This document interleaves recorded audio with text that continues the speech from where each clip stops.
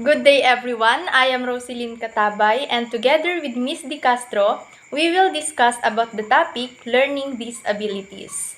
So today, I will be discussing the continuation of Miss Di Castro's report, which is the common symptoms of a person with disability, types of learning disabilities, and of course, their possible treatment.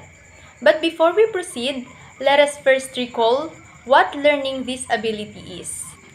A learning disability is a neurological disorder. In simple terms, a learning disability results from a difference in a way a person's brain is wired. Children with learning disabilities are smart as or even smarter than their peers.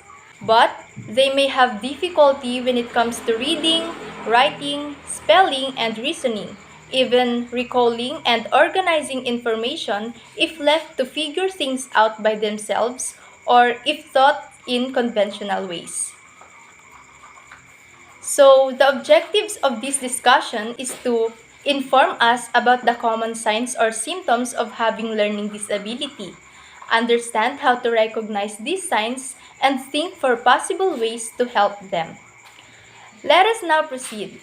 So, here are the common signs of a person having a learning disabilities. But please take note that a child with a learning disability often has several related signs and these signs vary from person to person. The common signs included here are for informational purposes only. First is problems in reading or writing. This problem occur when there is difficulty understanding the relationship between sounds, letters, and words. They are having a hard time and an inability to grasp the meaning of words, phrases, and paragraphs. Second is problems with math. This problem occur when there is difficulties remembering math formulas, rules, sequences, and procedures. Also, because of inability to recall numbers and visualize. The third one is poor memory. Problem in working memory can lead to difficulties in learning because the child may have a less space in working memory for organizing and integrating new skills or knowledge. And the fourth one is problems paying attention. It's hard for them paying attention and controlling impulses. That's why they are having a hard time to do well in any subject because they can't focus on the lessons, homework, or tests. And the last one is trouble following directions. Some of them may also have a hard time in processing information or understanding language. When the child have trouble following directions, the results are clear. Things don't get done or they get done poorly. So here are the other signs if a child is having a learning disability. Acting without really thinking about possible outcomes or impulsiveness. Difficulty staying focused or being easily distracted. Difficulty saying a word correctly out loud or expressing thoughts. Problems with school performance from week to week or day to day.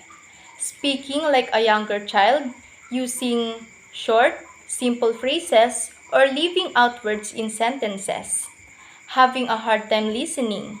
Problems dealing with changes in schedule or situations. And last, problems understanding words or concepts.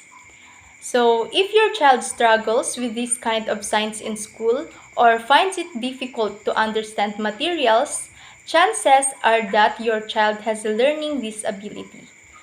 So, let us now know the 5 common learning disabilities in children. First is dyslexia, a language-based disability in which a person has trouble understanding written words.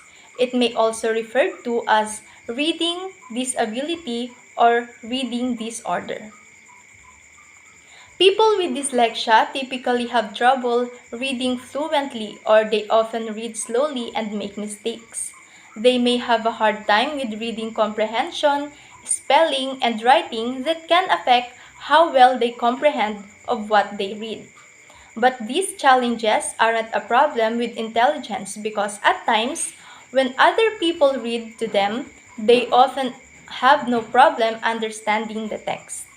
The second one is dyscalculia, a mathematical disability in which a person has a difficult time solving arithmetic problems and grasping math concepts. People with dyscalculia often struggle with key concepts like bigger versus smaller, and they can have a hard time doing basic math problems and more abstract math. People don't outgrow dyscalculia.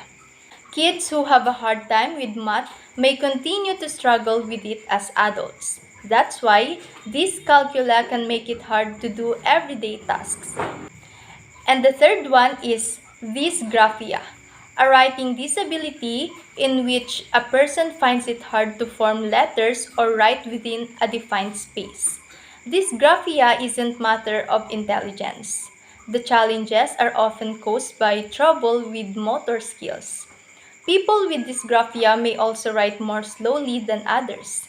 That can affect how well they express themselves in writing. Plus, they tend to have trouble with spelling because it's hard for them to form letters when they write. And the fourth one is auditory and visual processing disorders. Sensory disabilities in which a person has difficulty understanding language despite normal hearing and vision. In some people, the brain has trouble organizing and responding to information from the senses such as sounds, sights, and textures that can create a feeling of sensory overload. Some kids may both sensory avoiding and sensory seeking. They may be oversensitive to some sensations and undersensitive to others. A child's reactions can also change from one day to the next, or even throughout the day, depending on the environment or situation. And the last one is nonverbal learning disabilities, a neurological disorder which originates in the right hemisphere of the brain, causing problems with visual, spatial, intuitive, organizational, evaluative, and holistic processing functions. People with these difficulties often have strong verbal skills, but they may not know when someone's being sarcastic. They may talk a lot, but not share in socially appropriate way. There's also a physical aspect. People with nonverbal learning disabilities often have problems with coordination. These are lifelong struggles, but they aren't related to intelligence. With support, people may improve these skills and learn social strategies that can help. Still, they're often misunderstood and judged, and they may have a hard time fitting in. If learning disabilities remain untreated, a child may begin to feel frustrated, which can lead to low self-esteem and other problems. That's why people with learning disabilities can develop ways to cope with their disabilities. Getting help earlier increases the chance of success in school and later in life. So, here are some possible ways to treat a person with learning disabilities. First is therapy. Some children benefit from therapy. Occupational therapy might improve the motor skills of a child who has writing problems. A speech language therapist can also help address language skills. The second is medication. Your child's doctor might recommend medication to manage depression or severe anxiety. Medications for attention deficit or hyperactivity disorder may improve a child's ability to concentrate in school. Also, complementary and alternative medicine. Further research is needed to determine the effectiveness of alternative treatments such as dietary changes, use of vitamins, eye exercises, neuron feedback, and use of technological devices. A learning disability is not a problem with intelligence or motivation, and kids with learning disabilities aren't lazy or dumb. In fact, most are just as smart as everyone else. Their brains are simply wired differently, and this difference affects how they receive and process information. All children needed love, encouragement, and support. And for kids with learning disabilities, such positive reinforcement can help ensure that they emerge with a strong sense of self-worth, confidence, and determination to keep going when things are tough. In searching for ways to help children with learning disabilities, remember that you are looking for ways to help them. Your job as a parent or teacher is not to cure the learning disability, but to give your child the social and emotional tools they need to work through challenges. In the long run, facing and overcoming challenges such as learning disability can help your child grow stronger and more resilient. Always remember that the way you behave and respond to challenges have a big impact on your child. A good attitude won't solve the problems associated with a learning disability, but it can give your child hope and confidence that things can improve and that they will eventually succeed. The important thing to remember is that most kids with learning disabilities are just as smart as everyone else. They just need to be taught in ways that are tailored to their unique learning styles. By learning more about learning disabilities in general and your child's learning difficulties in particular, you can help pave the way for success at school and beyond. That's all. Thank you.